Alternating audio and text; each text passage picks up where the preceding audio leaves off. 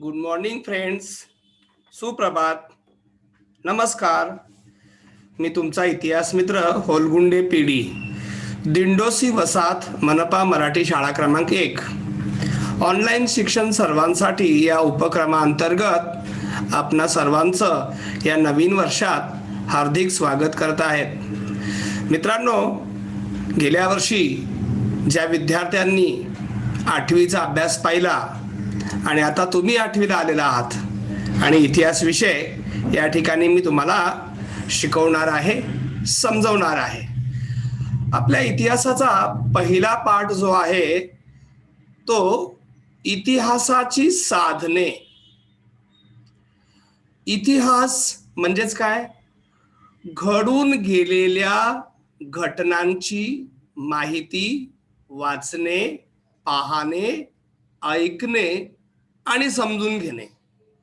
आणि मग तो समजून घेतलेला इतिहास आपण वर्तमान काळातील जीवन आणि भविष्य काळातील जीवन जगण्यासाठी त्याची मदत घेणार आहोत.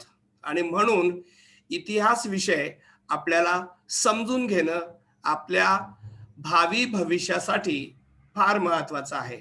आपल्याला एक आदर्श नागरिक म्हणून जर जीवन जगायचं असेल, एक चांगलं व्यक्तिमत्व जगासमोर आणायचं असेल, तर आपल्याला इतिहास हा समजून घेतलाच पाहिजे. प्रत्येक घटनेला इतिहास आहे. मग आता आपण इतिहास विषयाचीच माहिती घेणार आहोत. इतिहास समजून घेण्यासाठी कोणकोणती साधने आपल्याजवळ उपलब्ध आहे, त्या साधनांची माहिती आपण आज घेणार आहोत. पहा, प्राचीन व मध्ययुगीन भारताच्या इतिहासाच्या साधनांचा अभ्यास आपण यापूर्वीच्या अभ्यासात केलेला आहे. यावर्षी आपण आधुनिक भारताच्या इतिहासाच्या साधनांचा अभ्यास करणार. आता हा आधुनिक भारताचा इतिहास म्हणजेच काय? तर ज्या काळात ब्रिटिशांचं राज्य होतं, संस्थानिक होते, त्या काळातील इतिहास आपण समजून घेणार आहे. मग इतिहासाची साधनं आपल्याला कोणकोणती आहे इतिहास समजून घेण्यासाठी? तर यामध्ये पहा, भौतिक साधनं, लिखित साधने आणि मौखिक साधनं आहेत. त्याचप्रमाणे आधुनिक तंत्रज्ञानावर आधारित दृक. आता दृक म्हणजे जी दिसतात, श्राव्य म्हणजे जी ऐकू येतात, आणि दृक श्राव्य अशा साधनांचा समावेश होतो. तुमच्या जवळ असणारा मोबाईल हा दृक श्राव्य साधनांमध्ये येतो. तुम्ही त्या मोबाईलमध्ये व्हिडिओ पाहू शकता, ऐकू शकता. तर तुम्ही पाहता म्हणजे तो तुम्हाला दिसतो, त्याला दृक म्हणतात. तुम्ही ऐकता, त्याला श्राव्य म्हणतात. मग दृक साधनं वेगळी, श्राव्य साधने वेगळी आणि दृक श्राव्य साधने वेगळी. या सर्व साधनांचा थोडक्यात आपण या पाठामध्ये आढावा घेणार आहोत. पहा, या ठिकाणी मी एक चार्ट तयार केलेला आहे. इतिहासाची साधनं, भौतिक साधनं. तुमच्या समोर एक मंदिर दिसते, पहा. ते मंदिर आहे भौतिक साधन. लिखित साधनं, यामध्ये तुम्हाला उजवीकडच्या चित्रात केसरी हे 4 जानेवारी 1881 ला छापलेलं दैनिक आहे. आता दैनिक म्हणजे काय? तुम्हाला सर्वांना वर्तमानपत्र माहिती आहे, न्यूजपेपर तुम्ही त्याला म्हणता. मग ही न्यूजपेपर या ठिकाणी बघा कोणकोणत्या प्रकारची असतात. जी डेली छापली जातात, प्रकाशित होतात, वाचकांसमोर येतात, त्यांना दैनिक म्हणतो. काही वर्तमानपत्र ही दर 7 दिवसाला म्हणजे आठवड्याला प्रकाशित होतात, त्यांना पण साप्ताहिक म्हणतो. तर काही वर्तमानपत्र ही दर 15 दिवसाला येतात. मग 15 दिवसाला छापलं जाणारं आणि प्रकाशित होणारं वर्तमानपत्र किंवा मासिक म्हणजे त्याला आपण पाक्षिक म्हणतो. जे दर महिन्याला छापलं जातं ते मासिक. आणि मग पुढे द्विमासिक, त्रैमासिक, षण्मासिक आणि वार्षिक. आता वार्षिक मध्ये तुम्हाला सर्वांना माहिती आहे, आपल्याकडे भारतामध्ये दिवाळी हा सण फार मोठ्या प्रमाणावर साजरा केला जातो.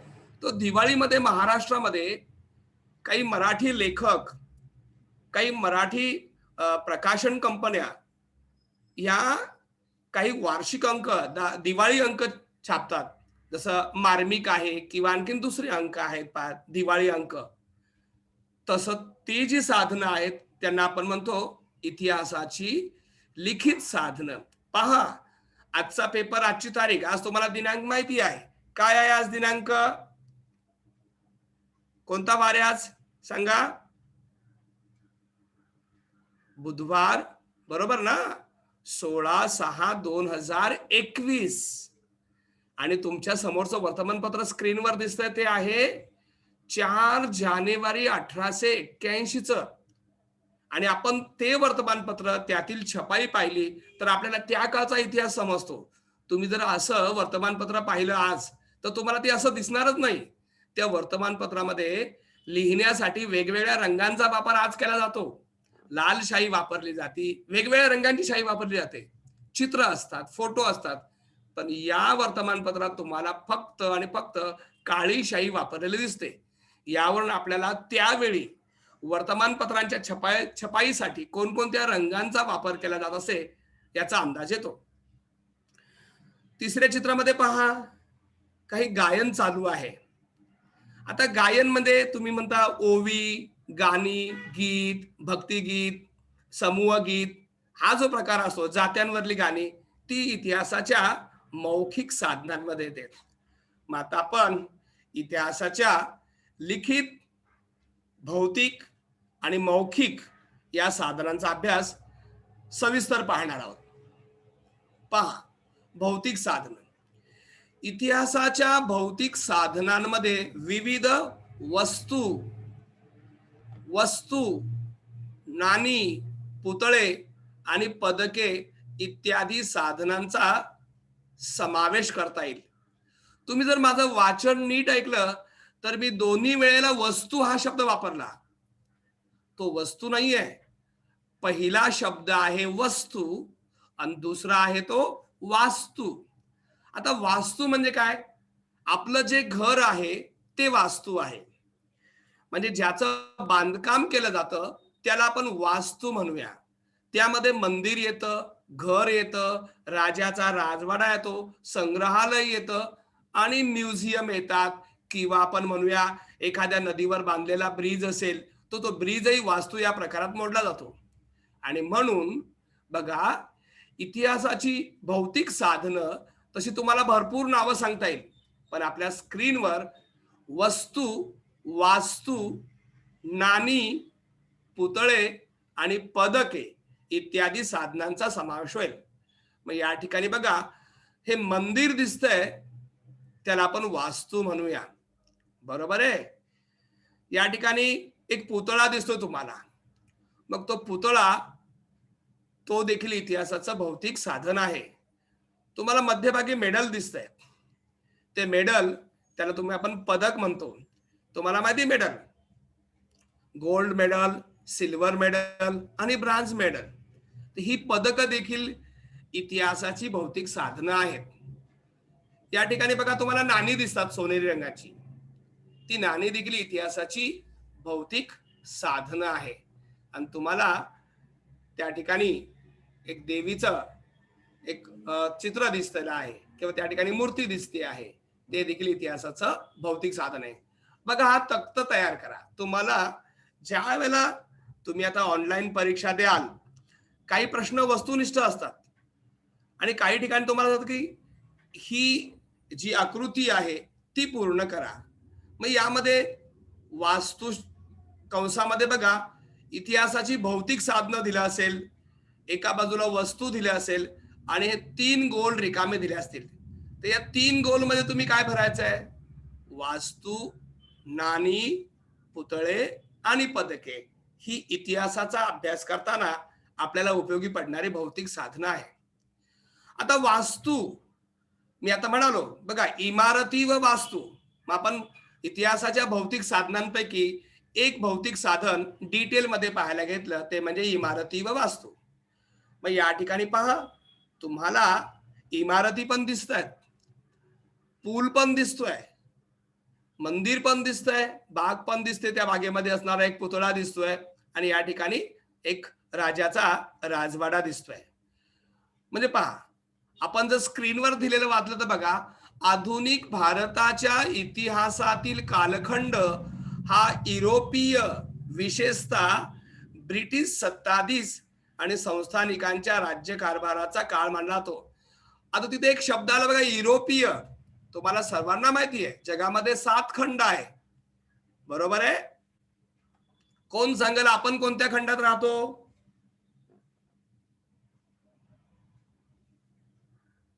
आपण कोणत्या खंडात राहतो?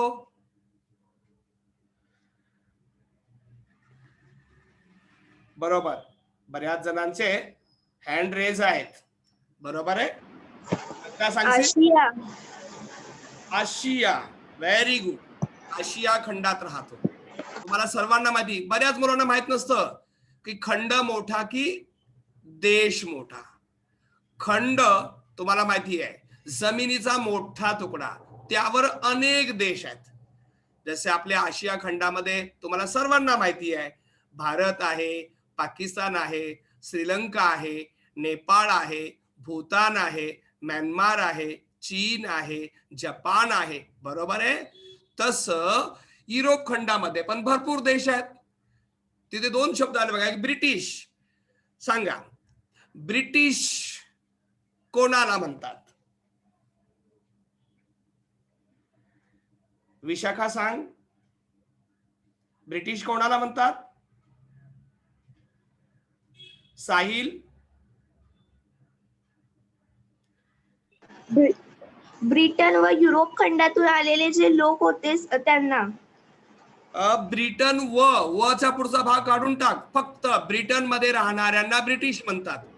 जसं भारतामध्ये, येस बेटा, येस बेटा, भारतामध्ये राहणाऱ्यांना भारतीय म्हणतात, तसं ब्रिटन मध्ये ब्रिटिश म्हणतात. तुम्हाला माहितीये ब्रिटनला दुसरं नाव काय आहे? इंग्लंड. इंग्लिश मध्ये आपण काय म्हणतो? UK, United kingdom.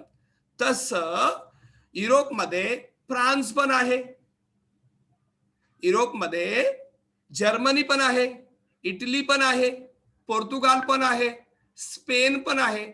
मग ज्या वेळेला 1850 ला युरोपमध्ये औद्योगिक क्रांती सुरू झाली आणि युरोपमध्ये मोठमोठे उद्योगधंदे सुरू झाले, मग त्या उद्योगधंद्यांसाठी लागणारा कच्चा माल कुठून मिळावा, आणि म्हणून ते युरोपीय व्यापारी आशिया खंडाकडे वळले.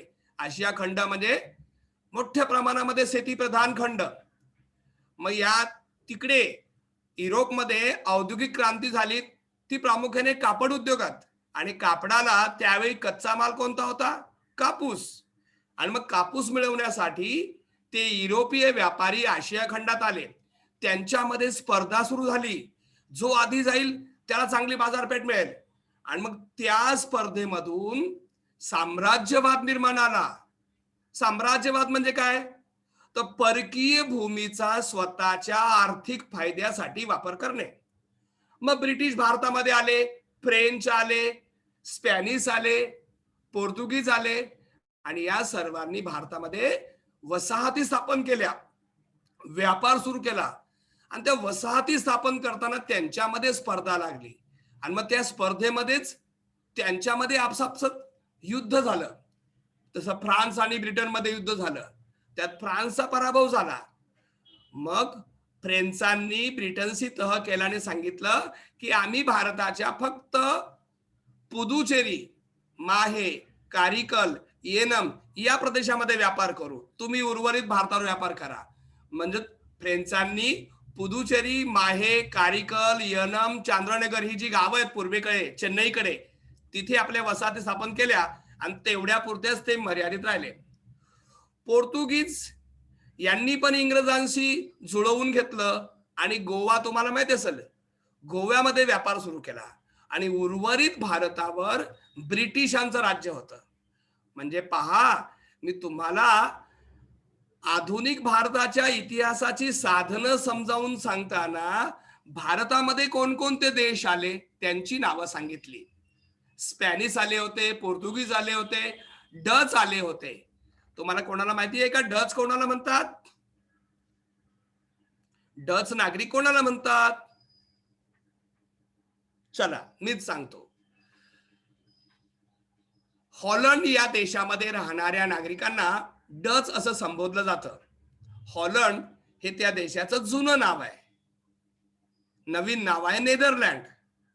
जसं आपण भारत, हिंदुस्तान, इंडिया असं म्हणतो, तसं हॉलंड या देशाला नवीन नाव आहे नेदरलँड. मग हे डच व्यापारी पण आले होते, पण यांचा काही टिकाव लागला नाही ब्रिटिशांपुढे, आणि म्हणून स्पॅनिश पण या देशातून निघून गेले, डच पण निघून गेले, पोर्तुगीज गोव्यापुरते मर्यादित राहिले, फ्रेंच पुदुचेरी पुरते मर्यादित राहिले, आणि उर्वरित भारतावर ब्रिटिशांची सत्ता आली. आणि मग ब्रिटिशांनी त्या काळामध्ये जी कार्यालय बांधली, कार्यालय म्हणजे काय रे? ऑफिस. कार्यालय म्हणजे काय? ऑफिस. तुम्ही जर रेल्वेनी प्रवास करत असाल तर तुम्हाला माहिती आहे, एक रेल्वेचं मोठं स्टेशन आहे, त्याला पूर्वी व्हीटी म्हणायचंय. व्हीटी म्हणजे व्हिक्टोरिया टर्मिनस, आज त्याला सीएसटी म्हणतात, छत्रपती शिवाजी महाराज टर्मिनस.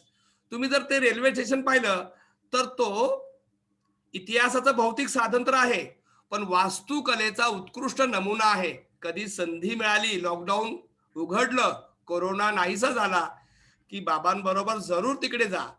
त्या ठिकाणी चर्चगेटला आणि विटीला मध्ये छत्रपती शिवाजी टर्मिनस, तेवढ्या भागामध्ये ब्रिटिश काळात बांधलेल्या बऱ्याचशा वास्तू आजही टिकून आहेत आणि सुस्थितीत आहेत. मग या ठिकाणी पहा, आपण इतिहासाच्या साधनांची माहिती पाहताना स्क्रीनवर ज्या 3 ओळी दिसतात त्या पुन्हा एकदा समजावून घेऊया. आधुनिक भारताच्या इतिहासातील कालखंड हा युरोपीय, विशेषतः म्हणजे खास करून ब्रिटिश सत्ताधीश आणि संस्थानिकांच्या राज्यकारभाराचा काळ मानला जातो. या काळात विविध इमारती, पूल, रस्ते, पाणपोया, कारंजे यांसारख्या वास्तू बांधल्या गेल्या. त्यात तुम्हाला इमारती समजल्या, पूल समजले, रस्ते समजले. पाणपोया म्हणजे काय? अविनाश शेट्टी सांगशील का मला, पाणपोया म्हणजे काय? काय सर? आपल्या स्क्रीनवर ज्या 3 ओळी आहेत त्या 3 ओळीमध्ये असं म्हटलेले पहा की ब्रिटिश काळामध्ये इमारती, पूल, रस्ते, पाणपोया, कारंजे यांसारख्या वास्तू बांधल्या. त्यात तुम्हाला इमारती माहिती आहे, त्याला इंग्लिशमध्ये आपण बिल्डिंग म्हणतो, पूल त्याला इंग्लिशमध्ये ब्रिज म्हणतो, रस्ते. पाणपोया म्हणजे काय ते मला तुमच्याकडून समजून घ्यायचंय. धनश्री? मोफत पाणी मिळण्याचे ठिकाण. मोफत पाणी मिळण्याचं ठिकाण. Very good. जे कसं असतं, नॅचरल नसतं, कृत्रिम असतं. म्हणजेच एखादी विहीर असेल किंवा एखादी पाण्याची टाकी असेल किंवा पाणी पिण्यासाठी ठेवलेली घागर असेल, पाण्याची टाकी असेल, जी पूर्वीच्या काळामध्ये जे प्रवासी एका गावातून दुसऱ्या गावात जायचे तर रस्त्याने जाताना त्यांना कुठे पाणी प्यायची सोय नसेल तर असं कुठेतरी रस्त्याच्या कडेला त्या झाडाखाली, झाडाजवळ त्यावेळच्या राजांनी, उदाहरण तुम्हाला माहिती आहे अहिल्यादेवी होळकर या इंदोरच्या राजघराण्याच्या राणी होत्या, त्यांनी अशी सोय केली होती की रस्त्याच्या कडेला पाणपोया बांधलेल्या आहेत, विहिरी खोदलेल्या आहेत वाटसरूंना, प्रवासी लोकांना पाणी पिण्यासाठी. आणि आजकाल पण बऱ्याचशा मंदिराच्या बाजूला बघा पाण्याची टाकी असते, आपण मंदिरात दर्शन घेतलं की पाणी पिऊ शकतो. आता कारंजे म्हणजे काय सांगा बरं वेदांत, विशाखा? कारंजे कसं? सर जे आपल्या गार्डनला वगैरे असतं ना एकदम हा बरोबर आहे. बोल बोल, बोलण्याचा प्रयत्न कर. गार्डनलाच असतं ते. पाण्याचा जेव्हा फवारा वर उडतो ना गार्डन मध्ये. Very good, very good. त्याला आपण फाउंटन म्हणतो बघा. आपल्या सर्वात उजवीकडे जो चित्र आहे बघा तुमच्या, ते फाउंटनच आहे. तुम्ही जर चर्चगेट साईडला गेले तर तुम्हाला हे फाउंटन पाहायला मिळतील. ठीक आहे, ओके. तर आपण इतिहासाची ही भौतिक साधनं बघा. आता हे समोरचा राजवाडा दिसतो आहे किंवा हा ब्रिज दिसतोय. आजकालचे ब्रिज असे आहेत का? नाही. किंवा पहा, तुम्ही जर राजस्थानला कधी गेला तर राजस्थानमध्ये जयपूर हे शहर आहे, त्याला पिंक सिटी म्हणतात. त्या ठिकाणच्या ज्या वास्तू आहेत ना अगदी पिंक आहेत. तुम्ही रस्त्याच्या दोन्ही बाजूनी पहा, अगदी ओळीने बांधलेली घर आहेत. कोणतंही घर मागे पुढे वर खाली कमी जास्त आकारचं नाहीये आणि सगळीकडे पिंक कलर दिलेला. मग त्यावरून आपल्याला त्या काळच्या लोकांच्या कोणकोणत्या सुखसुविधा होत्या, साधने होते, त्यांची जीवन पद्धती आपल्याला समजायला मदत होते. आता आणखीन इमारती दिलेत बघा. या इमारतींमध्ये आता ह्या इमारती कशा करता बांधल्या, कोणत्या कामासाठी त्यांचा उपयोग व्हायचा बा दिले. या इमारतींमध्ये प्रशासकीय कचेऱ्या, काय शब्द आहे रे, कचेऱ्या. कुणाला माहिती आहे कचेऱ्या म्हणजे काय? कचरा माहिती आहे आपल्याला आणि कचोरी पण माहिती आहे. कचेऱ्या, कचेरी शब्द आहे बघा, ते अनेक वचन आहे.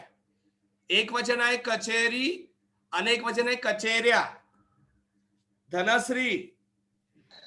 Court sir, court. अच्छा, बऱ्याच वेळेला हा शब्द वापरला जातो, कचेरीला गेलाय. तो कचेरी म्हणजे या ठिकाणी आपण समजणार आहोत ऑफिस, कार्यालय. शब्द कधी ऐकलाय बाळांनो? ऑफिस, कार्यालय. हा, प्रशासकीय, जिथून कारभार पाहिला जातो. आपलं कसं बघा, तुम्ही ज्या शाळेमध्ये शिक्षण घेता त्या शाळेमध्ये एक अशी खोली असते की ज्या खोलीमध्ये मुख्याध्यापक बसतात आणि मग मुख्याध्यापकांच्या आजूबाजूला कपाटं असतात. तिथे हजेरी पुस्तकं असतात, बाकीचे मास्टर्स असतात, वेगवेगळ्या वह्या असतात, फाईल्स असतात. तिथून संपूर्ण शाळेचा कारभार पाहिला जातो. त्या खोलीला काय म्हणतात? प्रशासकीय कचेरी. प्रशासन पाहिलं जातं, ऍडमिनिस्ट्रेशन. मग इंग्रजांच्या काळामध्ये ज्या इमारती बांधल्या होत्या त्या इमारतीमध्ये प्रशासन चालायचं आणि म्हणून त्यांना प्रशासकीय कचेऱ्या. अधिकाऱ्यांची तसेच नेत्यांची व क्रांतिकारकांची निवासस्थाने म्हणजे जिथे अधिकारी राहतात, जिथे एखादा नेता राहतो, जिथे एखादा क्रांतिकारक राहतो, त्याचं निवासस्थान ही जी वास्तू असते ते इतिहासाचा अभ्यास करण्यासाठी एक भौतिक साधन असतं. आता मी बऱ्याच ठिकाणी कोल्हापूरला गेलो, कोल्हापूरच्या राजांचा राजवाडा पाहिला. तुम्ही कोणी पाहिलाय का राजवाडा? एखादा किल्ला पाहिलाय, राजवाडा पाहिलाय? सुप्रिया, सुप्रिया सांग, तू काय पाहिलंय? सुप्रिया, ऋषिकेश, वेदांत, पाहिलंय तुम्ही एखादा राजवाडा? सर, मी शाहू महाराजांचा राजवाडा पाहिलेला आहे. ओके, म्हणजे मी जिथे जाऊन आलो तिथेच तू जाऊन आला ना वेदांत? एकदम बरोबर. मग पहा, त्या काळच्या वास्तू आणि आजकालच्या इमारती सेम टू सेम आहे की बांधण्याच्या कलेमध्ये, बांधण्याच्या तंत्रामध्ये बदल झालेला आहे? सक्षम हात वर करतो मग बोल. वेदांत तूच सांग की त्या काळामध्ये तू शाहू महाराजांचा राजवाडा पाहिला, मग तो राजवाडा आणि आजच्या आजूबाजूला असणाऱ्या इमारतींमध्ये तू कधी गेला असेल, त्यांचं बांधकामाचं तंत्र, टेक्निक सेम टू सेम आहे का? सर नाही, पहिले दगडाच्या बनायच्या, आता ईट आणि सिमेंटाच्या बनवतात सर. एक्झॅक्टली मित्रांनो, मला हेच सांगायचं, इतिहास तुम्हाला हेच शिकवतो. पूर्वीची जीवन पद्धती आणि आजची जीवन पद्धती, पूर्वीचं तंत्रज्ञान आणि आमचं तंत्रज्ञान याचा तुलनात्मक अभ्यास करून कोणतं चांगलं आहे त्याचा स्वीकार करून आपलं वर्तमान आणि आपलं भविष्य अगदी सुंदर बनवण्यासाठी इतिहास तुम्हाला मदत करतो. मग आपण इतिहासाच्या भौतिक वास्तू पाहतोय, त्या वास्तूमध्ये, त्या इमारतीमध्ये, त्या इमारतींचा वापर कशासाठी केला जायचा? तर तुमचं उत्तर आहे प्रशासकीय कचेऱ्या असायच्या तिथे, अधिकाऱ्यांची निवासस्थाने असायची, नेत्यांची व क्रांतिकारकांची निवासस्थाने असायची. पहा, तुम्ही जर इकडे पुणे साईडला गेला तर पुण्यामध्ये खेड असे एक गाव आहे, ते छोटस शहर आहे खेड, पण त्याला आता नवीन नाव दिले राजगुरुनगर. नवीन नाव. चला, आपल्यापैकी सध्या पाहतो 155 विद्यार्थी आणि शिक्षक आहेत. खेड या गावाचं नाव बदलून राजगुरुनगर असं ठेवलंय. काय कारण आहे बरं, सांगा बरं याच्या पाठीमागे? Vishakha, you have raise your hand. Vishakha Ingle. Sahil. Sir त्यामागे कारण आहे की म्हणजे त्या गावाला नाव भेटतं आणि त्या गावाची ओळख होते. एकदम बरोबर बाळा. परंतु खेड हे नाव होतं ना, हे पण नावच होतं ना.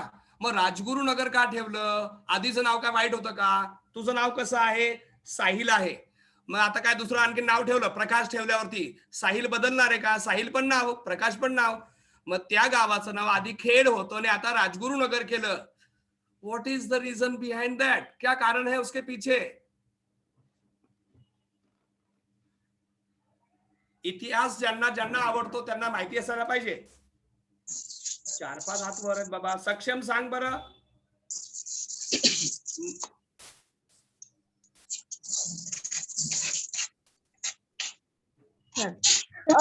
तर काहीतरी तिथे विशेष असेल का की म्हणून त्याला नाही का खेड पासून आपल्याला ते मित्रांनो तेच तर समजून घ्यायचंय. काय विषय? राजगुरू त्या गावात राजगुरू हे क्रांतिकार होते म्हणून त्या गावाला खेड गावाला राजगुरू हे नाव दिले. अच्छा विशाखा, तुला कोणी मदत केली की तूच असं गेस केलं? सर मला कोणी मदत नाही केली. व्हेरी गुड, व्हेरी गुड, शाबास. राजगुरू, तुम्ही नाव ऐकलं असेल बघा. भारत देशाला स्वातंत्र्य मिळवण्यासाठी काही तरुणांनी हातामध्ये शस्त्र घेतली होती इंग्रजांना घालून देण्यासाठी, आणि आपण त्यांना नाव ठेवलं क्रांतिकारक. क्रांती या शब्दाचा अर्थ माहिती आहे? बदल. क्रांती म्हणजे काय? बदल. आणि कारक म्हणजे घडवणारा. क्रांतिकारक. कोणता बदल घडवायचा होता? तर ब्रिटिशांना या देशातून हाकलून द्यायचं होतं, देशाला स्वातंत्र्य मिळवायचं होतं. हा बदल घडवायचा होता. त्यासाठी ज्यांनी शस्त्र हातात घेतली ते भगतसिंग, सुखदेव, चंद्रशेखर आझाद, राजगुरू असे अनेक तरुण होते. त्यापैकी राजगुरू हे जे होते त्या खेड या गावाचे होते. मग देशासाठी त्यांनी भगतसिंग यांच्याबरोबर कार्य केलं आणि भगतसिंगांबरोबर कार्य करून क्रांती घडवण्याचा प्रयत्न केला आणि त्यातच इंग्रजांनी त्यांना फासावर लटकवले. मग ते त्यांच्या कार्याने अमर झाले. मग खेड या गावचे असल्यामुळं खेड गावच्या लोकांनी असं ठरवलं की अरे आपल्या देशाचा क्रांतिकारक राजगुरू हे आपल्या गावात जन्माला आला, मग का नाही त्याचं आठवण आपण कायम ठेवावी, आणि म्हणून त्या गावाचं नाव राजगुरू नगर ठेवलं. मी जाऊन आलो बरं का. राजगुरू ज्या वाड्यात राहत होते तो वाडा अजूनही आहे, आपण पाहू शकता. आणि म्हणून तर आपल्याला इतिहास समजून घ्यायचा आहे. आणि म्हणून या ठिकाणी पहिल्या क्रांतिकारकांची निवासस्थाने, संस्थानिकांचे राजवाडे हे समोर तुम्हाला दिसतात बघा. संस्थानिकांचा राजवाडा, येथे खाली एक पॅलेस दिले बघा, ते लाईट आहे, तो पॅलेस आहे, तो राजवाडा आहे. एक किल्ला दिसतोय, एक ब्रिटिशकालीन इमारत दिसते तुम्हाला उजवीकडे. ओके, हा. राजवाडे, किल्ले. किल्ले, आता किल्ला तुम्हाला माहितीये किल्ल्यांचे प्रकार कोणकोणते आहेत? ते जमिनीवर बांधला जातो त्याला भुईकोट म्हणतात. भुई म्हणजे जमीन, भुईकोट. अहमदनगरला किल्ला आहे बघा, जमिनीवर बांधलेला. डोंगरावर बांधला जातो त्याला डोंगरी किल्ले म्हणतात, आणि पाण्यामध्ये बांधले जातात त्यांना जलदुर्ग म्हणतात. ओके, सिंधुदुर्गला तो किल्ला आहे बघा. ओके, तर अशा प्रकारे किल्ले, तुरुंग यांसारख्या इमारतींचा समावेश होतो. कशामध्ये? भौतिक साधनांमध्ये. या वास्तूंपैकी अनेक इमारती आजही सुस्थितीत पाहावयास मिळतात. काही वास्तू या राष्ट्रीय स्मारके म्हणून घोषित केलेल्या आहेत, राष्ट्रीय स्मारक. तर काही इमारतींमध्ये संग्रहालये उभारण्यात आली आहे. उदाहरणार्थ अंदमान येथील सेल्युलर जेल, तुमच्या डावीकडे ते चित्र दिसतंय ते अंदमानचं आहे. पहा, अंदमान तुम्हाला सर्वांना माहिती आहे. अंदमान कुठे आहे रे? अंदमानचं लोकेशन सांगाल का मला? अंदमान. सृष्टी, माधुरी, रिया, कुणीतरी सांगा अंदमान कुठे आहे? साहेब बेटामध्ये. बेटामध्ये एकदम बरोबर, बेटामध्ये बेट आहे. बेट सर्वांना माहिती आहे. बेट कशाला म्हणतात? चारी बाजूंनी पाण्याने वेढलेली जागा, त्याला बेट म्हणतात. मग हे बेट कुठे आहे याचं लोकेशन सांगा ना. हे बेट कुठे आहे? धनश्री सांग पटकन.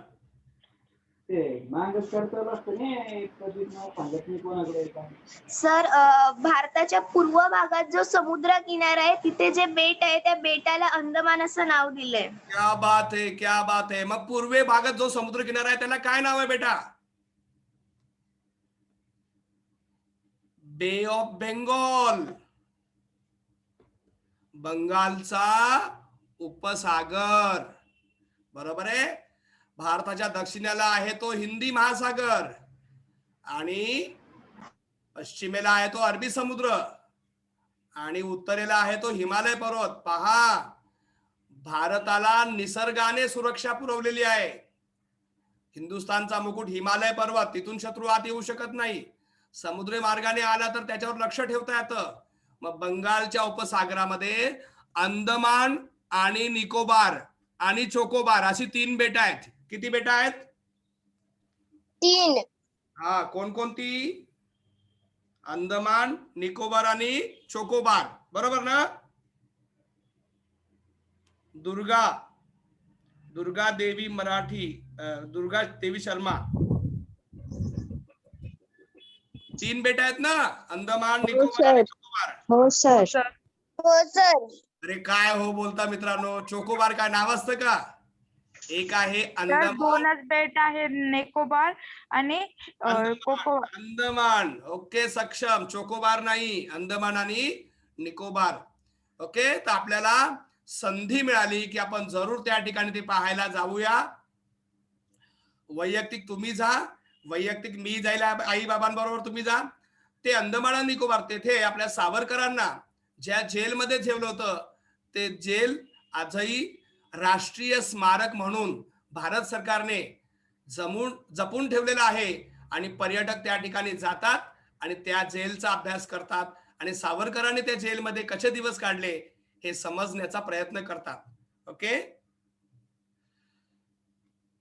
या वास्तूंना भेटी दिल्यानंतर आपणास तत्कालीन इतिहास, तत्कालीन म्हणजे काय रे? त्या काळचा, त्या वेळचा स्थापत्यशास्त्र तुम्हाला माहिती आहे, नागरिक शास्त्र माहिती आहे, त्यानंतर जीवशास्त्र माहिती आहे, भौतिक शास्त्र माहिती आहे, रसायनशास्त्र माहिती आहे.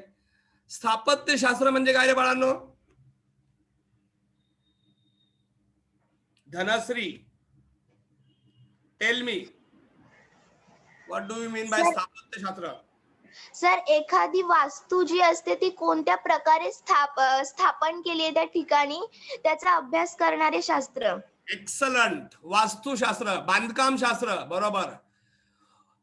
मग आता पण काय वास्तू आहे? या वास्तूंना भेटी दिल्यावर आपणास तत्कालीन म्हणजे त्या काळचा इतिहास, त्या काळचं बांधकाम शास्त्र, वास्तूंच्या स्वरूपावरून त्यावेळची आर्थिक संपन्नता, म्हणजे असं म्हणतात बघा की भारतामध्ये कोणे एकेकाळी सोन्याचा धूर निघायचा, म्हणजे भारत हे संपन्न राष्ट्र होतं, श्रीमंत राष्ट्र होतं. मग आपण त्या वास्तू पाहतो तेव्हा त्यावेळची आर्थिक स्थिती कशी होती, इकॉनॉमिक कंडिशन कशी होती याविषयी माहिती मिळते. सक्षमने हात वर केलाय, काय विचारायचंय का बाळा? ओके, जसे अंदमान येथील सेल्युलर जेलला भेट दिल्यावर स्वातंत्र्यवीर सावरकर यांच्या क्रांती कार्याविषयी आपल्याला माहिती मिळते. मुंबईतील मनी भवनला किंवा वर्धा येथील सेवाग्राम आश्रमात भेट दिल्यावर गांधी युगाच्या इतिहासाची माहिती मिळते. आता पहा, तिथे आपण सावरकरांच्या सेल्युलर जेल बद्दल बोललो, ते अंदमानला आहे. मुंबईतील मनी भवन, आता हे मनी भवन कुठे आहे? तुम्ही जर वेस्टर्न लाईनला असाल तर वेस्टर्न लाईनला ग्रँड रोड हे एक स्टेशन आहे. ग्रँड रोडला उतरला की तुम्हाला मनी भवनला जाता येईल. मनी भवन एक इमारत आहे, त्या इमारतीमध्ये गांधीजी राहिले होते. मग गांधीजींनी वापरलेल्या सर्व वस्तू तुम्हाला त्या ठिकाणी पाहायला मिळतील. गांधीजींच्या चपला आहे, त्यांचा पाणी पिण्याचा ग्लास आहे, चरख्यावर बसून ते सूत कातायचे, तो अजून चरखा तिथे आहे. किंवा तुम्ही वर्ध्याला गेला, वर्धा हा जिल्हा आहे, आपल्या महाराष्ट्रामध्ये 36 जिल्हे आहेत, त्यापैकी वर्धा एक जिल्हा आहे. त्या वर्ध्याला गेला तर गांधीजींचा आश्रम आहे, सेवाग्राम आश्रम. त्या आश्रमामध्ये पण तुम्हाला गांधीजींनी वापरलेल्या वस्तू पाहायला मिळतील. पहा, या ठिकाणी तुम्हाला 2 इमारती दिसतात बघा वरच्या चित्रामध्ये. ते आहे अंदमानचं जेल, सेल्युलर जेल. आता सेल्युलर जेल मुलांनो, त्याच्या ज्या खोल्या आहेत ना, खूप बारीक असायच्या. एका माणसाला व्यवस्थित त्या रूम मध्ये राहता येत नाही, इतक्या अरुंद असायच्या. कारण त्याला नावच जेल होतं, तिथे शिक्षा भोगायची आहे. त्या ठिकाणी त्या कमी जागेमध्ये सावरकरांनी कसे दिवस काढले तुम्हाला पाहायचं असेल तर तुम्हाला ती समोर दिसलेली वास्तू पाहायला नक्की जावं लागेल. आणि खाली बघा, बाप्पू कुटी असं नाव दिलेलं आहे. हा वर्ध्याचा आश्रम आहे. मनी भवनला गेला तर तुम्हाला असं नाही दिसणार, मनी भवनला तुम्हाला इमारत दिसणार. आणि वर्ध्याला गेला तर अशी झोपडी दिसणार, झोपडीलाच कुटी म्हणतात. ओके, माहित आहे का तुम्हाला समोरची जी वास्तू दिसते आहे तिला नाव आहे आगा खान पॅलेस. तुम्हाला सर्वांना माहिती आहे, पॅलेस म्हणजे राजवाडा. तुम्ही विचार करा, पूर्वीच्या काळात बांधलेल्या वास्तू कशा होत्या बघा, किती सुंदर आकर्षक आहेत. नाही तर आपलं आजकालचं मुंबईचं घर खूप छोट. पहा, राजांचा राजवाडा किती विशाल होता. आपण स्क्रीनवरली माहिती वाचूया. इतिहासाच्या अभ्यासासाठी वस्तू संग्रहालयांमधून विविध वस्तू, चित्रे, छायाचित्रे यांसारख्या विविध गोष्टींचे जतन केले जाते. जतन करणे म्हणजे जपून ठेवणे, सांभाळून ठेवणे. पुण्यातील आगा खान पॅलेस येथील गांधी स्मारक संग्रहालयात आपणास महात्मा गांधींच्या वापरातील अनेक वस्तू व कागदपत्रे पाहावयास मिळतात. लक्षात ठेवा, तुम्ही जर मुंबईला आला तर मुंबईलाही एक खूप मोठं वस्तू संग्रहालय होतं. त्याचं पूर्वीचं नाव होतं प्रिन्स ऑफ वेल्स म्युझियम. तुम्ही जर आपल्याला वेस्ट सेंट्रल लाईनला गेला तर सेंट्रल लाईनला भायखळा नावाचं स्टेशन आहे, राणीचा बाग. तुम्हाला माहिती ना राणीचा बाग? तुमच्यापैकी कोण जाऊन आलं का राणीच्या बागेत? कविता बिस्ता? येस सर, मी जाऊन आले.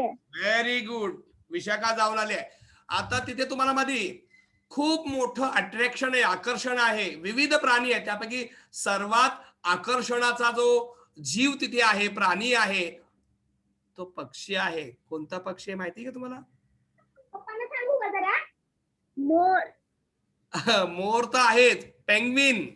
हा सर, पेंग्विन आले. हा बरोबर. ते अतिशय थंड प्रदेशात राहतात. पृथ्वीचा उत्तर ध्रुव तुम्ही नाव ऐकलं असेल, तिथे राहतात ते. मग तिथून त्यांना आणून आपल्या या राणीच्या बागेत ठेवलेलं आहे. संधी मिळाली तर जा. आणि राणीच्या बागेमध्येच बाजूला आहे प्रिन्स ऑफ वेल्स म्युझियम. त्याचं नाव आता बदललेलं आहे, शिवाजी महाराजांच्या नावावरून ठेवलेलं आहे. तुम्ही जर हे म्युझियम पाहायला गेला ना तर मित्रांनो, त्या काळात त्या म्युझियम मध्ये आपल्याला काय मिळतं, त्यावेळच्या लोकांनी वापरलेली भांडी आहेत, त्यावेळच्या राजांनी वापरलेली हत्यारं आहेत, शस्त्र, तलवार आहे, बंदूक आहे, बरोबर विविध प्रकारचे जे आपण ते चाकू किंवा सुरी, आणि स्वतःच रक्षण करण्यासाठी जो आपण आता बघा आपण गाडी चालवताना हेल्मेट घालतात, तसं त्यावेळचे योद्धे स्वतःच्या शरीराचं रक्षण करण्यासाठी जे काही वापरायचे, शिरस्त्राण वगैरे, ते सर्व तिथे आहे. त्यावेळचे कपडे आहेत, त्यावेळची लिहिलेले पत्र आहेत. म्युझियम मध्ये हे सर्व पाहायला मिळतं.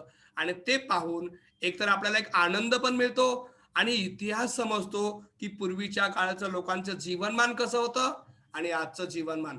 तुम्हाला समोरचं जे म्युझियम दिसतंय ते आगा खान पॅलेस आपल्या पुण्याला आहे. आणि तुम्हाला मुंबई मधल्या म्युझियमचं मी नाव सांगितलं. पुतळे आणि स्मारके. तुम्हाला समोरचा पुतळा दिसतोय, सांगा रे सर्वात डावीकडचा पुतळा कोणाचा आहे? हार घातलेला कुलश्री पाटील. सर्वात डावीकडचा पुतळा कोणाचा आहे? बोलो. स्वातंत्र्यवीर सावरकर. स्वातंत्र्यवीर सावरकर. चला, कोणाला यामध्ये दुरुस्ती करायची का? अजून दुसरं नाव सुचवायचंय का? माधुरी ठुकरून.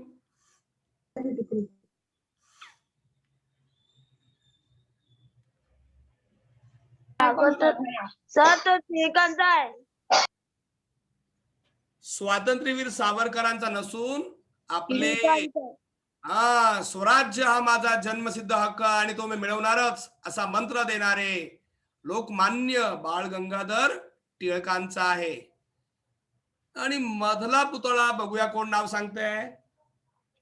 आस्था अनंत राऊत हात वर केलेला आहे. हो सर, गांधीजी, महात्मा गांधी. ओके. महात्मा गांधींचं पूर्ण नाव माहिती का?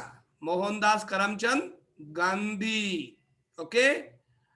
अरे, आणि उजवीकडच्या पुतळ्याचं नाव मला वाटतंय कोणालाच येणार नाही. नाही येणार ना? कोणाला येणार? सुप्रियाला, वेदांतला? सर शिवाजी महाराज. ओके. महाराष्ट्राचं आराध्य दैवत छत्रपती शिवाजी महाराज. यस बेटा, सर्वांना माहिती असायला पाहिजे. हे जे 3 पुतळे आहेत ना, नाही हाताने करत. हे पुतळे जे आहेत ना, आपल्या इतिहासाची भौतिक साधनं आहेत. मग पहा, आपण स्क्रीनवरला वाचूया आधी. स्वातंत्र्यपूर्व व स्वातंत्र्योत्तर काळात अनेक व्यक्तींची स्मारक पुतळ्यांच्या रूपात उभारली गेली. हे पुतळे देखील आधुनिक भारताच्या इतिहासाच्या अभ्यासाच्या दृष्टीने महत्वाचे आहेत. विविध पुतळ्यांवरून आपणास त्या काळातील राज्यकर्ते, समाजातील प्रतिष्ठित व्यक्ती यांच्याविषयी माहिती मिळते. पुतळ्यांच्या, मी स्क्रीनवर आधी वाचतो पहा. पुतळ्यांच्या दर्शनी पाटीवर संबंधित व्यक्तीचे पूर्ण नाव, जन्म मृत्यूची नोंद व त्या व्यक्तीचे थोडक्यात कार्य, जीवनपट, जसं चित्रपट तसं जीवनपट यांविषयी माहिती मिळते. महात्मा ज्योतिराव फुले, लोकमान्य टिळक, डॉक्टर बाबासाहेब आंबेडकर यांच्या पुतळ्यांप्रमाणे विविध घटनांच्या स्मृती प्रित्यर्थ उभारलेली स्मारके सुद्धा संबंधित घटना, घटनाकाळ, त्या घटनेशी निगडित व्यक्ती इत्यादी माहिती देतात. उदाहरणार्थ, विविध ठिकाणची हुतात्मा स्मारके. आपल्या मुंबईला आहे चर्चगेटला हुतात्मा स्मारक. हुतात्मा चौक आहे बघा, समोरचं दिसतंय ते वरचं. आणि खाली पहा, त्या हुतात्मा स्मारकाची माहिती दिलेली बघा. काय माहिती आहे? हुतात्म्यांचं नाव. काय नाव दिसतंय तुम्हाला? हुतात्मा शहादू चिंतामण बेंडाळे. केव्हा जन्म झालाय? 1882 ला. मृत्यू केव्हा झालाय? 1942 ला. कोणत्या गावाचे होते ते? पाचोरा. तालुका कोणता? पाचोरा. मग जिल्हा कोणता येईल? जळगाव. दुसरे हुतात्मे आहे छगन राजाराम लोहार. 1918 ला जन्म, 1942. मी दोघेही 1942 ला का मेले माहिती तुम्हाला?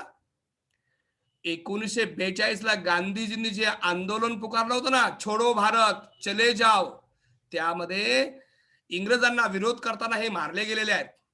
बघा खाली लिहिलंय, यांनी भारताच्या स्वातंत्र्याकरिता प्राणाहुती देऊन हौतात्म्य पत्करले. त्यांच्या आणि अज्ञात हुतात्म्यांच्याही स्मृतीस शतशः प्रणाम. वंदे मातरम. अशी माहिती आपल्याला या पुतळ्यांवरून, त्या पुतळ्यांच्या खाली लिहिलेली असते आणि त्यावरून आपल्याला त्यावेळेचा इतिहास समजायला मदत होते. नाव वी हॅव फिनिश भौतिक साधने, आणि आता आपण आलो इतिहासाच्या लिखित साधनांकडे. आता लिखित म्हणजे काय? लिहिलेली आहे. पहा, आधुनिक भारताच्या इतिहासाच्या लिखित साधनांमध्ये खालील बाबींचा समावेश होतो. आपण डावीकडली आकृती पाहत आहोत.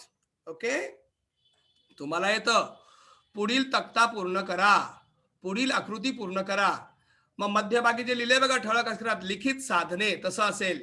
आणि मग लिखित साधनांची तुम्हाला नावं द्यायच्यात. वरती 4 बॉक्स रिकामे असतील, खाली 4 बॉक्स रिकामे असतील आणि 2 गुण असतील, किंवा वरती 2च बॉक्स असतील, खाली 2 बॉक्स असतील, चौकटी असतील.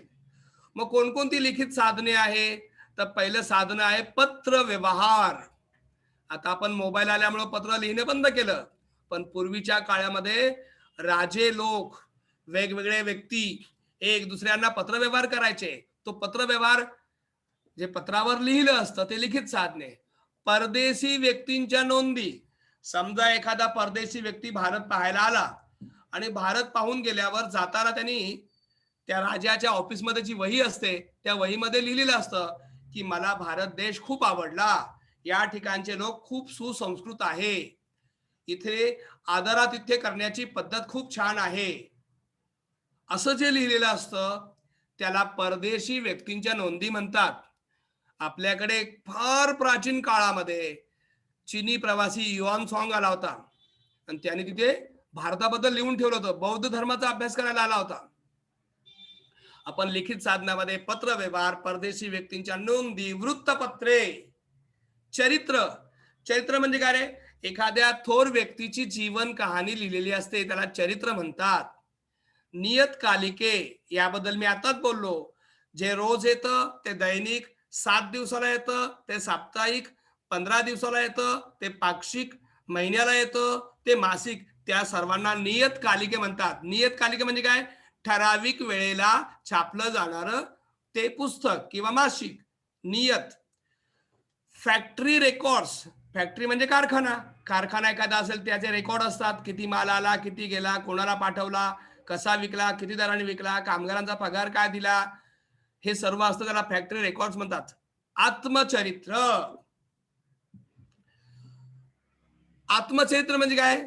एखादी व्यक्ती स्वतःच्या जीवनाबद्दल लिहिते, त्याला काय म्हणतात? आत्मचरित्र, ऑटोबायोग्राफी. आता मला सांगा बरं, आत्मचरित्र तुम्ही 8वीचे विद्यार्थी लिहाल का माझ्यासारखा शिक्षक लिहिल? माझं वय 55 आहे. सर तुम्ही तुमच्यासारखा शिक्षक. बरोबर, शिक्षक नाही मित्रांनो, शिक्षक. तुमच्यासारखी व्यक्ती. Yes yes yes yes yes now keep quiet. आता ऐका, आत्मचरित्र माझ्यासारखा शिक्षकच लिहिल असं नाही. माझ्या वयाची कोणतीही व्यक्ती आपलं स्वतःची जीवन कहाणी लिहू शकते. तुम्हाला माहितीये, प्रसिद्ध चित्रपट अभिनेते दादा कोंडके होऊन गेले, त्यांनी स्वतःचं आत्मचरित्र लिहिलं. त्याचं नाव होतं एकटा जीव. आता एकटा जीव सदाशिव. तसं अनेक आत्मचरित्र आहेत आणि मग ती आत्मचरित्र जर आपण पाहिली तर त्यावेळची माहिती मिळते, त्या व्यक्तीच्या जीवनाविषयी माहिती मिळते. वेगवेगळी पुस्तकं आहेत, ही सर्व आहेत इतिहासाची लिखित साधने. Okay okay. आता समोर बघा काही, जसं मी इकडे वाचलं, डावीकडला तक्ता वाचला, तसं उजवीकडे बघा डॉक्टर बाबासाहेब आंबेडकरांचं चित्र दिसतंय. त्यावेळेचा जो एक वर्तमानपत्र दिसतंय, द टाइम्स ऑफ इंडिया. खाली बघा जे वर्तमानपत्र आहेत त्याची माहिती आहे, पुस्तक आहे. एक पत्र व्यवहार बघा, पत्र, पूर्वीची पत्र बघा, तिथे 4 पत्र लिहिलेले दावलेले बघा, दाखवलेली आहे तिथे चित्रामध्ये. त्यावेळेचं तसं पत्र. मीही असा पत्र व्यवहार केलेला आहे. मी वसतिगृहात राहायचो पुण्याला आणि माझं गाव खूप दूर असायचं. मग वसतिगृहामध्ये मी जेव्हा राहायचो 5वी 6वी 7वीला, तेव्हा मला घरची खूप आठवण यायची. मग मी काय करायचो माहितीये? पत्र विकत घ्यायचो आणि त्या पत्रावर लिहायचो, तीर्थरूप बाबा, साष्टांग दंडवत, मी इथे अभ्यास व्यवस्थित करत आहे, पण मला खूप तुमची आठवण येते. दिवाळीच्या सुट्टीत मला गावी यायचं आहे, तुम्ही घ्यायला या हा, आणि नवीन कपडे पण मी घेणार, असं लिहायचं. ते पत्र व्यवहार. समोर ती पत्र आहेत, ही आहेत इतिहासाची लिखित साधने. आता वर्तमानपत्रे, नियतकालिके. तुम्हाला केसरी बद्दल मी बोललो मगाशी. 4 जानेवारी 1881 अंक आहे. मूक नायक आपलं बाबासाहेब आंबेडकरांचं वर्तमानपत्र हे आहे, वर्तमानपत्र आहे. ज्ञानोदय आहे, ज्ञानप्रकाश आहे. आपण थोडीशी स्क्रीनवरली माहिती वाचूया. वृत्तपत्रांमधून आपणास समकालीन घटनांविषयी माहिती मिळते. त्याचबरोबर एखाद्या घटनेचे सखोल विश्लेषण, मान्यवरांची मतांतरे, अग्रलेख प्रसिद्ध होत असतात. आपल्याला त्या काळातील राजकीय, सामाजिक, आर्थिक, सांस्कृतिक घडामोडींची माहिती मिळते. स्वातंत्र्यपूर्व काळात ज्ञानोदय, ज्ञानप्रकाश, केसरी, दीनबंधू, अमृत बाजार पत्रिका यांसारखी वृत्तपत्रे लोकजागृतीची महत्वपूर्ण साधने होती. माय डिअर फ्रेंड्स, ही त्यावेळची वर्तमानपत्र आहेत. आजच्या वर्तमानपत्रांची नावं सांगा. आजच्या वर्तमानपत्राची नावं सांगा. विशाखा, पुन्हा पुन्हा हात वर होतोय. वेदांत सांग. आजचा एखादा विशाखा सांग. पुण्यनगरी, सर लोकमत, पुण्यनगरी, लोकमत, जालना, हॅलो जालना, हा, hello Jalna. So you are talking from Jalna. Dainik Lokpatra, yes yes yes. तर संध्याकाळ पुण्यनगरी, पुढारी, ओके, पुढारी, पुण्यनगरी, संध्याकाळ, दैनिक जालना. ओके, अजून आहेत. लोकसत्ता आहे, नवा काळ आहे, सामना आहे, महाराष्ट्र टाइम्स आहे. ही आजची वर्तमानपत्र आहे. मग त्यावेळची वर्तमानपत्र यांचा आपण तुलनात्मक अभ्यास करतो. मी मगाशी म्हणालो थोड्या वेळापूर्वी की आजच्या वर्तमानपत्रामध्ये बघा वेगवेगळ्या प्रकारचे रंगीत शाई वापरली जाते, आकर्षक फोटो असतात. पण त्यावेळच्या वर्तमानपत्रांमध्ये एकच शाई वापरली जायची. यावरून आपल्याला कळतं की आजची वर्तमानपत्र छापण्याची जी कला आहे, आजचं जी टेक्निक आहे, तंत्र आहे, पूर्वीपेक्षा कितीतरी आधुनिक आणि प्रगत आहे. हेच तर आपल्याला शिकायचंय. इतिहासाच्या लिखित साधनांमधून आपल्याला पूर्वीचा काळ, पूर्वीचा समाज, पूर्वीची राजकीय स्थिती, पूर्वीची आर्थिक स्थिती. आता आर्थिक स्थिती म्हणजे बघा, तुम्हाला माहितीये पूर्वीचा शेतकरी आणि आजचा शेतकरी शेती करण्याच्या पद्धतीमध्ये बदल झाला आहे की नाही सांगा. माय डिअर फ्रेंड्स, टेक्नॉलॉजी बदलली की नाही? सक्षम, तुझा हात वर आहे, बोल. पूर्वीचा शेती करणारा शेतकरी आणि आजचा शेतकरी याच्या शेती करण्याच्या पद्धतीत बदल झाला आहे की नाही? सर झाला आहे. आधी पूर्वीच्या गाडी आधी शेतीसाठी नांगर वापरायचे, आता ट्रॅक्टर वापरतात. क्या बात आहे. आता हे नांगर वापरायचे तू बोलली बाळा, मग नांगर जो ओढायचं काम आहे ते कोण करायचं? बैल करायचं. Yes yes yes. मग पूर्वी बैल यांच्या मदतीने शेती केली जायची, आज ट्रॅक्टरच्या मदतीने केली जाते. हेच तर आपल्याला इतिहासामधून समजून घ्यायचंय. माय डिअर फ्रेंड्स, कळलं तुम्हाला इतिहास विषय किती महत्वाचा आहे? आणि हे पाहताना आपण आता भौतिक साधनं पाहिली आणि आता आपण लिखित साधनामध्ये वर्तमानपत्रांची माहिती पाहिलेली आहे. वर्तमानपत्रामधून आपल्याला काय समजून घ्यायला मिळतं बघा, आपण स्क्रीनवर वाचूया. या वृत्तपत्रांद्वारे आपल्याला ब्रिटिश सरकारविषयी त्यांची धोरणे, ब्रिटिश सरकारची भारताविषयीची धोरणं, त्यांचे भारतावरील परिणाम याविषयीचा अभ्यास करता येतो.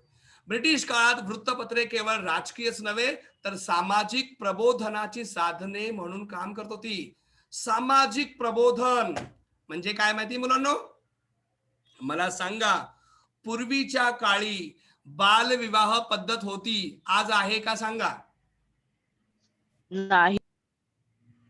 ओके, आज जर बालविवाह पद्धत असती,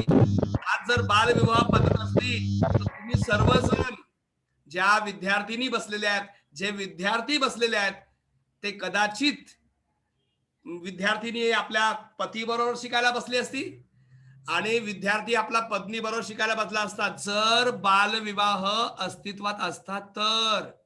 बघा, बालविवाह पद्धत चांगली होती की वाईट होती?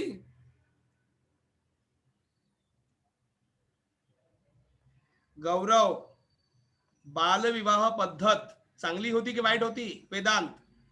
चांगली ना, वाईट होती. एकदम बरोबर. आता सर्वांनी ऐका, ते बालविवाह थांबले पाहिजेत म्हणून समाज सुधारकांनी वर्तमानपत्रातून लोकांना समजावून सांगितलं. राजाराम मोहन रॉय यांचं नाव ऐकलं असेल तुम्ही. त्यांनी सांगितलं समाजाला, आपल्या पेपरमध्ये छापलं. आजचं जसं वर्तमानपत्र आहे की नाही, पुण्यनगरी वगैरे, तसं त्यांचा पेपर होता. त्या पेपरमध्ये त्यांनी लिहिलं की माझ्या बंधू आणि भगिनींनो, आपण आपल्या मुलीचं आणि आपल्या मुलाचं लग्न लहानपणी करतो, पण त्या लहानपणी जे लग्न केलं जातं त्याचे अनेक दुष्परिणाम होतात. म्हणजे मुलीचं लग्न लहानपणी केलं तर ती लहान वयात माता बनू शकते, तिचं आरोग्य बिघडू शकतं, ती कदाचित मुलाला जन्म देताना मरू पण शकते, आणि म्हणून बालविवाह करू नका असं समजावून सांगितलं आणि लोकांना ते पटलं. माय डिअर फ्रेंड, त्यालाच म्हणतात सामाजिक प्रबोधन. सामाजिक प्रबोधन म्हणजे काय? समाजाची विचार करण्याची पद्धत, समाजाची जीवन जगण्याची पद्धत त्यांना समजावून सांगून ती बदलवणे.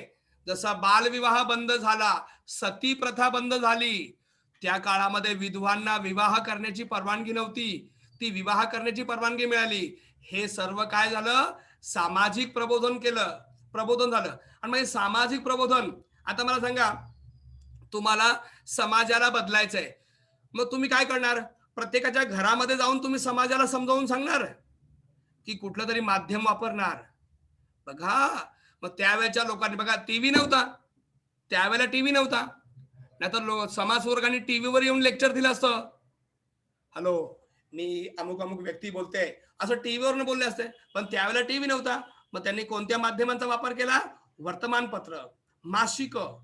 बघा, एक मासिकाचं नाव आहे विष्णू शास्त्री चिपळूणकर यांनी निबंधमाला या मासिकातून, तर लोकहितवादी उर्फ गोपाळ हरी देशमुख यांनी प्रभाकर या साप्ताहिकातून लिहिलेली शतपत्रे विविध सामाजिक सांस्कृतिक विषयावर भाष्य करतात.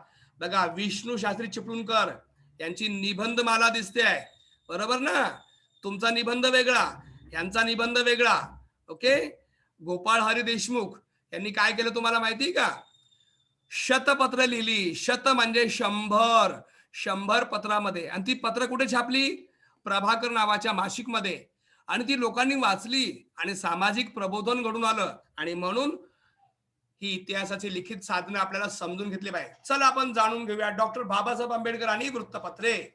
बघा, किती वर्तमानपत्र चालवायचे ते. मूक नायक, जनता, बहिष्कृत भारत, प्रबुद्ध भारत अशी वर्तमानपत्र हे आपले भारतरत्न बाबासाहेब आंबेडकर चालवायचे. तुम्ही बघा, आजची वर्तमानपत्र पाहिली आणि तेव्हाची वर्तमानपत्र पाहिली तर मी तुम्हाला थोड्या वेळापूर्वी बोललो, एकाच प्रकारची शाई वापरली जायची, ती म्हणजे काळी. चित्र नाही, काही नाही. बघा, आपण स्क्रीनवरली माहिती वाचूया. डॉक्टर बाबासाहेब आंबेडकरांनी 1920च्या जानेवारी महिन्यात मूक नायक हे पाक्षिक सुरू केलं. पाक्षिक. चला, आता तुम्हाला पाक्षिक माहिती आली. पाक्षिक हे किती दिवसांनी छापलं जातं रे?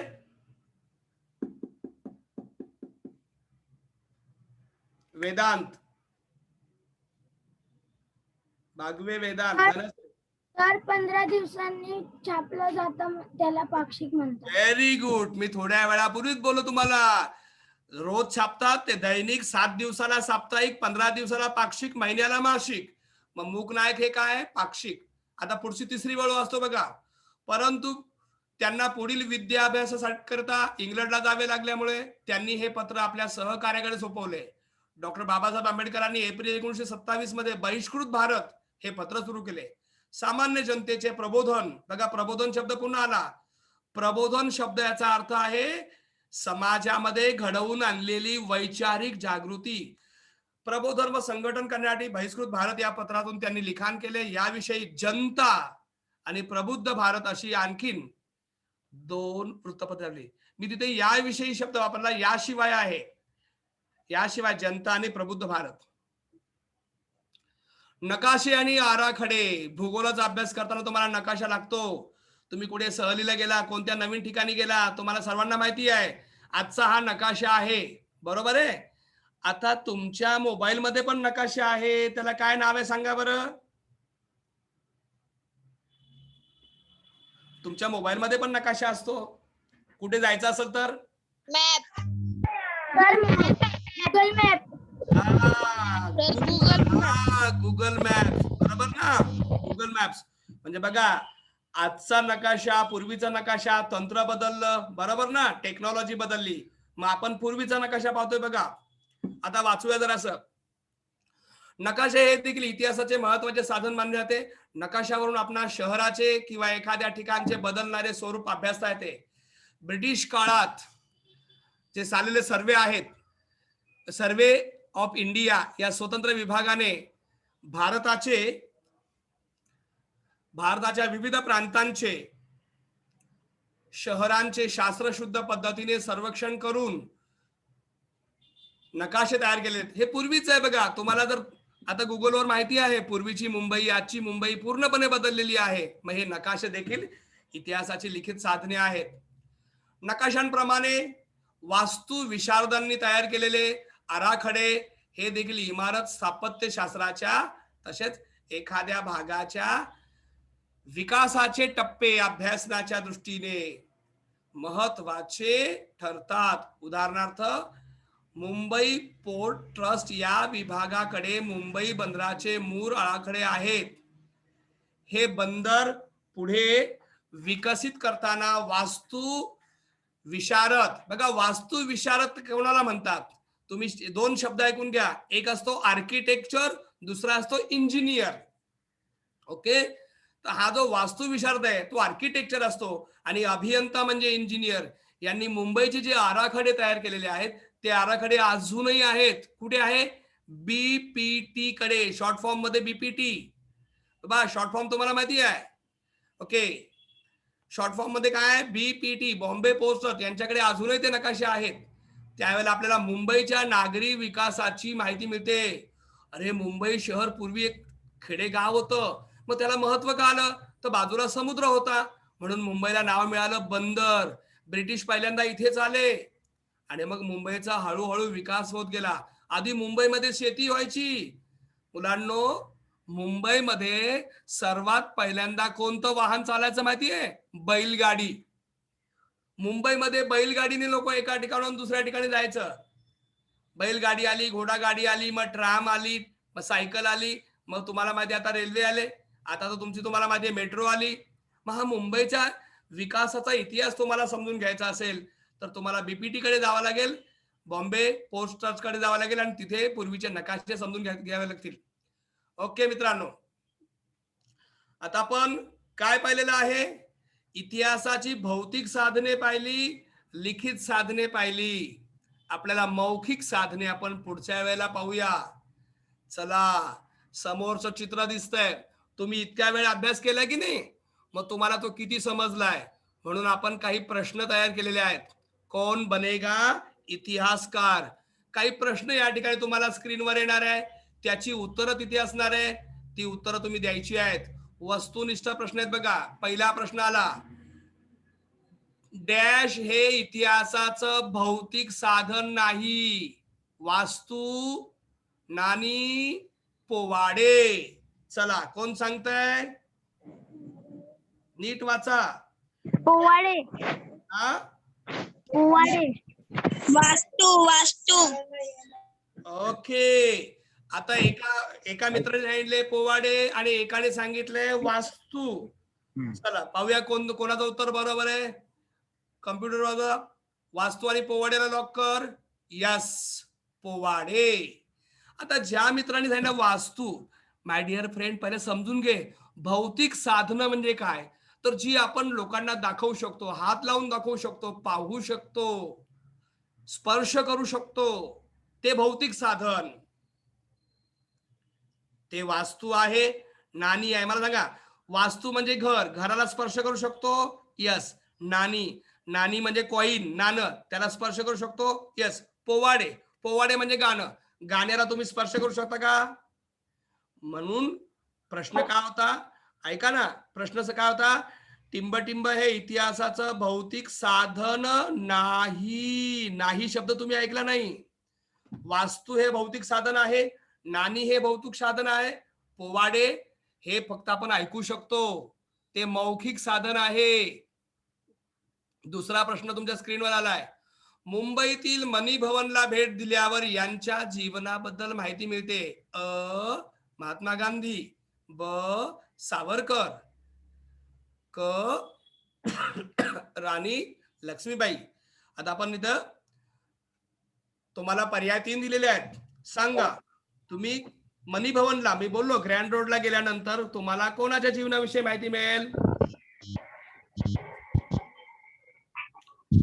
सर, महात्मा गांधी. विशाखाने सांगितलं महात्मा गांधी. पाहूया. तर महात्मा गांधी. ओके. ओके. आता बघा सोनी टीव्हीवर झालंय कोण बनेगा करोडपती. पाहता की नाही? सचिन खेडेकर सादर करतात. या ठिकाणी मी सादर करतोय तुमच्यासाठी कोण बनेगा इतिहासकार. कम्प्युटर बाबा महात्मा गांधीला लॉक कर, बघूया बरोबर आहे का. यस, अभिनंदन तुमचं सर्वांचं. चला 3 गुणांसाठी तिसरा प्रश्न तुमच्या स्क्रीनवरती आहे. डॅश हे स्वातंत्र्यपूर्व काळातील वृत्तपत्र आहे. स्वातंत्र्यपूर्व म्हणजे स्वातंत्र्याच्या आधीचं. नवा काळ, केसरी, लोकमत. चला तुमची वेळ सुरू झाली आता. केसरी. तर केसरी. केसरी. तर केसरी. चला बघा, केसरीला लॉक करा. वेदांतले उत्तर दिलेलं आहे. यस, अभिनंदन तुमचं. ज्यांनी ज्यांनी उत्तर दिलं, ज्यांनी हँड रेस केलं. केसरी हे लोकमान्य टिळकांनी स्वातंत्र्यापूर्वी केलेलं वृत्तपत्र आहे, सुरू केलेलं. नवा काळ आजही आहे आणि लोकमत आजही आहे. चौथा प्रश्न 4 गुणांसाठी. डॉक्टर बाबासाहेब आंबेडकरांनी डॅश हे वृत्तपत्र नव्हते चालवले. जनता, बहिष्कृत भारत, दीनबंधू.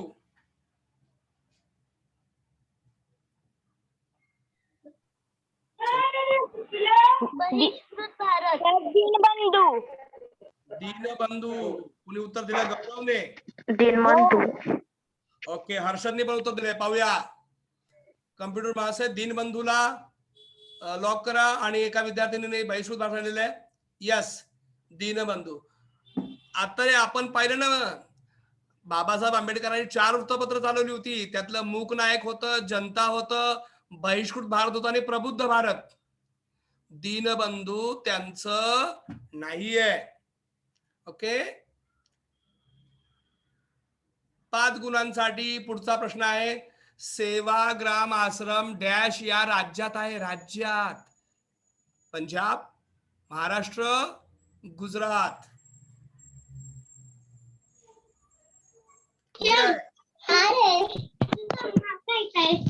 श्री.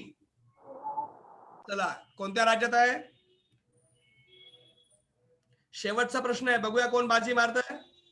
सेवाग्राम महाराष्ट्र. महाराष्ट्र. वेदांत ठोंबरे. बघूया महाराष्ट्र. पंजाब. कम्प्युटर महाशय महाराष्ट्राला लॉक कर. कुठे आहे?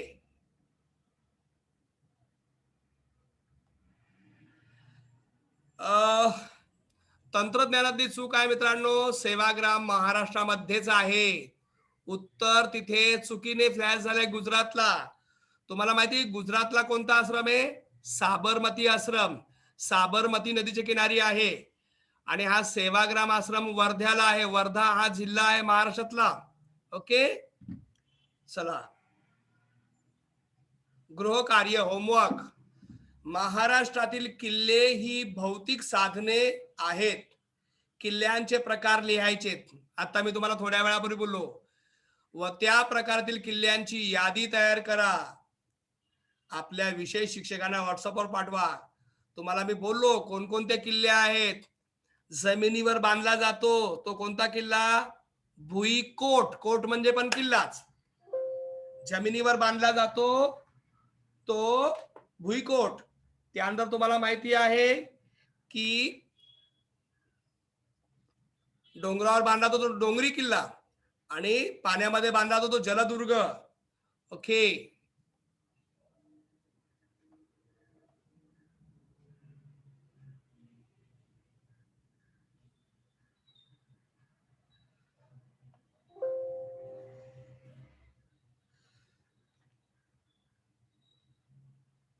होमवर्क आपण या ठिकाणी तुम्हाला दिलेला आहे. किल्ल्यांची माहिती तुम्ही घ्यायची आहे. लक्षात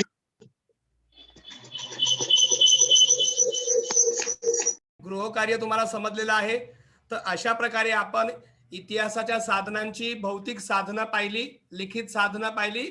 पुढच्या तासाला आपण मौखिक साधने पाहूया. तुम्ही सर्वांनी छान प्रकारे प्रतिसाद दिला, छान उत्तरं दिली, त्याबद्दल तुमचं सर्वांचं अभिनंदन. आणि तुम्ही काय करणार आहात माहिती ना, आता जे तुम्हाला होमवर्क दिलेला आहे ते तुम्ही तुमच्या वर्ग शिक्षकांना पाठवायचं आहे. चला.